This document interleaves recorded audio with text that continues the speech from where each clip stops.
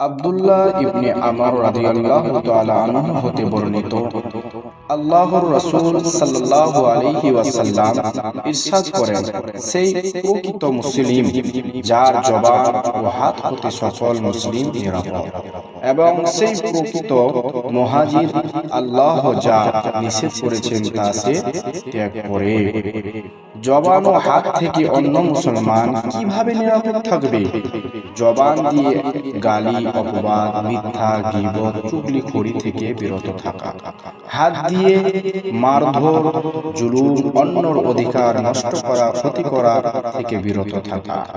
শুধু নামাজ রোজা করলেই যথেষ্ট নয়, বরং মানুষ যেন আমাদের দ্বারা কষ্ট না পায়, এটাই প্রকৃত মুসলমানের পরিচয়।